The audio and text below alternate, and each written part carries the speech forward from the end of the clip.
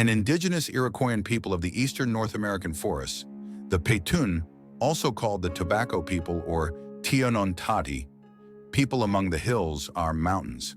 South of Lake Huron's Georgian Bay, in what is now the Canadian province of Ontario, was their final known ancestral home. The Huron, or Wendat, were closely connected to the Petun. The Iroquoian peoples were organized as a confederacy, just as the others. They are thought to have numbered about 8,000 before European contact, making them one of the smaller Iroquoian peoples when they were first discovered by Europeans. In the early 17th century, they had 8 or 9 communities. Between 1634 and 1640, a succession of illness outbreaks that have been attributed to the influx of settlers from urban Europe devastated the Huron-Petun civilizations. They were separate from the 5 nations of the Iroquois Confederacy, Haudenosaunee, which was centered in modern-day New York State south of the Great Lakes, despite the fact that they all spoke Iroquoian languages. In 1648 to 1649, as part of the Beaver Wars linked to the profitable fur trade, the Iroquois led raiding groups against the lesser tribes, destroying them almost completely. The Huron-Petun nation, thereafter referred to as the Wyandot, was formed when some remaining Petun merged with Huron refugees. The word Petun originates from the indigenous Tupi language and was influenced by the early French-Brazilian trade. Later on, the term was dropped from the French language. The ancient Iroquoian civilization that existed at the time of the arrival of Europeans is said to have grown and traded tobacco, according to a number of accounts. The History and General Description of New France, written by the French Jesuit historian Pierre-François Xavier de Charlevoix in the late 17th and early 18th centuries, was translated into English by John Gilmarie Shea in the 19th century. Shea mentions that they raised and sold tobacco, whence the French called them Petuns or Petneux.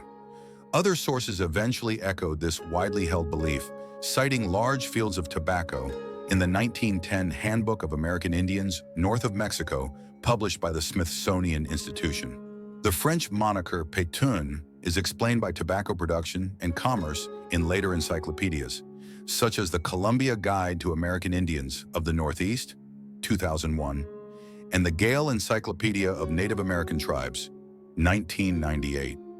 Despite this, tobacco growing at Petun villages is not mentioned in any modern French records.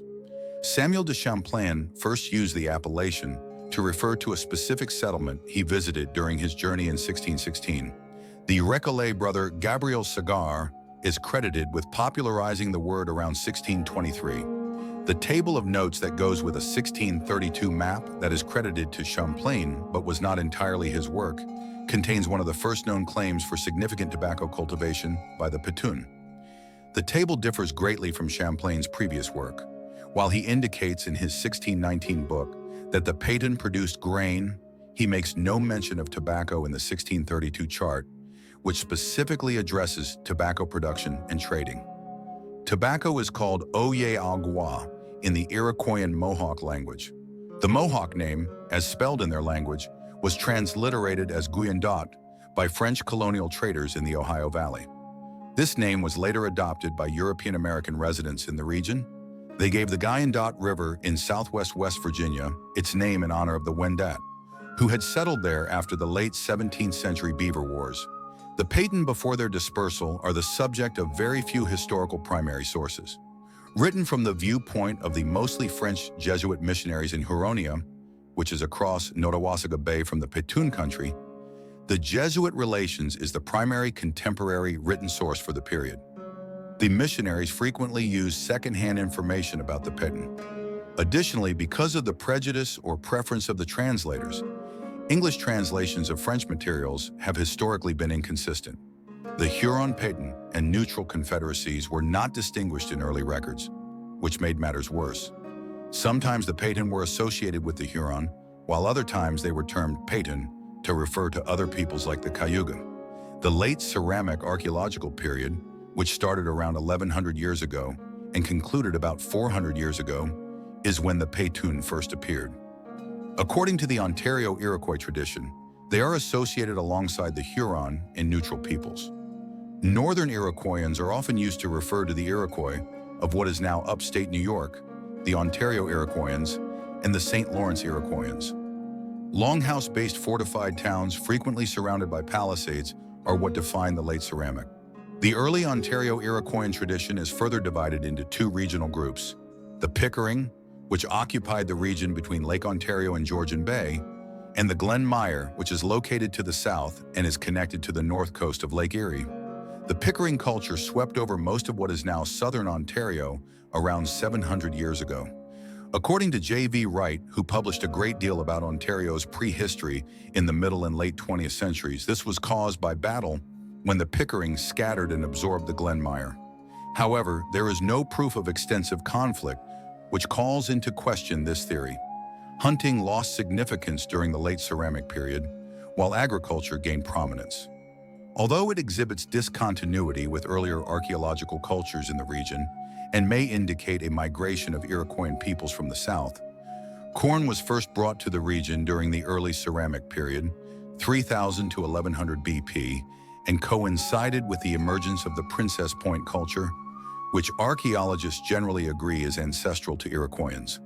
A late ceramic development of increasingly complex funeral customs, such as secondary burials and the usage of ossuaries, was highlighted by the opulent grave goods that emerged in the early ceramic period, which were frequently constructed from imported materials. Later Ontario Iroquoians had split into two distinct cultural groups just prior to encounter with Europeans: the Huron Petun to the north and the Neutrals, and their near cousins, the Erie, to the south. Around sizable, well-defended town sites, populations become more concentrated. Both the Neutrals and the Huron Petun withdrew to core regions, the Neutrals on the Niagara Peninsula and the Huron in their homeland territory close to Georgian Bay.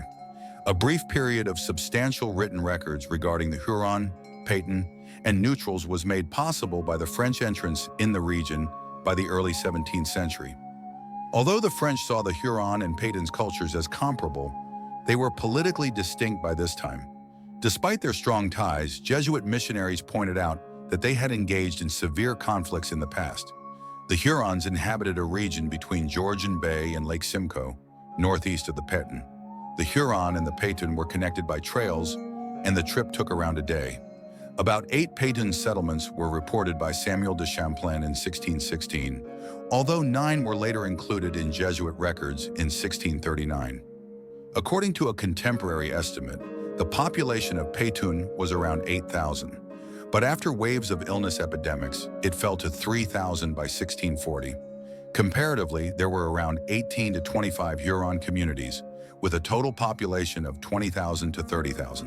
By 1640, this had decreased to roughly 9,000.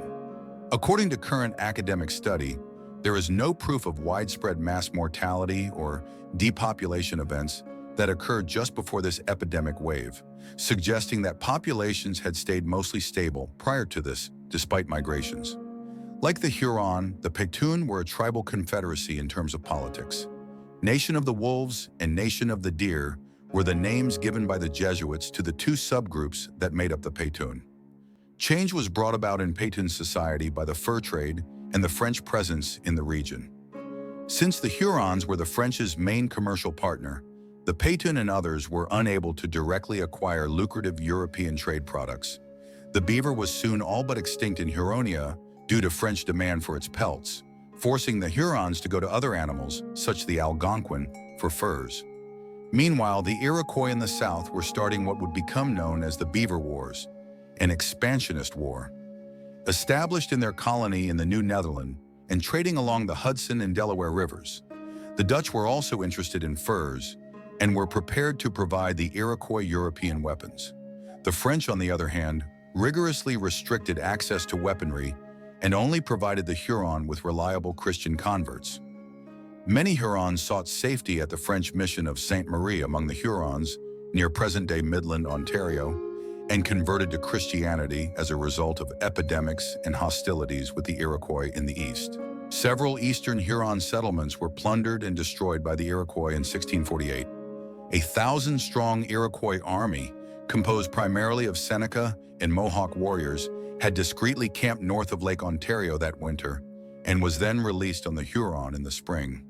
The French burnt Sainte Marie to prevent the Iroquois from capturing it, and they eventually left the Pays d'Ono for the safety of Quebec.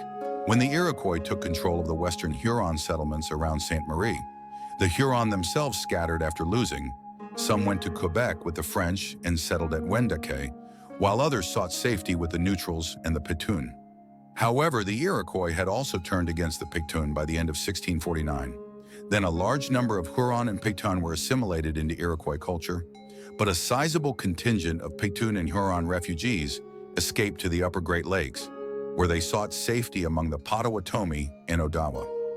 The majority of them initially resided among the Odawa on Manitoulin Island, then moved to the Michilimackinac Green Bay region, then moved to the region close to present-day Detroit, and finally reached the southwest bank of Lake Erie by 1701. They started trading in what is now Pennsylvania, where they were referred to as the Wyandot, a Wendat corruption. The Wendat were compelled to go further west to Ohio country due to pressure from settlers. The majority went to the Indian Territory in modern-day Kansas and Oklahoma during the 1830s Indian removal era. The American government granted them land in Indian Territory, which is now northern Oklahoma, in 1867 after they were all relocated to Wyandotte County, Kansas, in 1843. The Wyandot Nation in Oklahoma and the Wyandot Nation in Kansas are the two tribes in the U.S. with official recognition. With mixed Huron and Wenro origins, the Wyandot Nation considers themselves largely derived from the Petun. And in some countries, this type of tattooing is so widespread that I'm not sure if there was a single person who wasn't painted in this way on some part of their body in the Tobacco and Neutral nations, which were named so because they enjoyed peace with the Hurons and the Iroquois. The Huron Nation and the Petun Nation had many of the same cultural practices and a comparable dialect. They were allies of the Ottawa or Ottawa, an Algonquian-speaking people to the east, and the Neutral people to the southwest and south. Additionally, they shared aspects of material culture with the Odawa, as evidenced by the discovery of a disc pipe at a Petun site dating from 1630 to 1647 that resembled those discovered at Ottawa sites.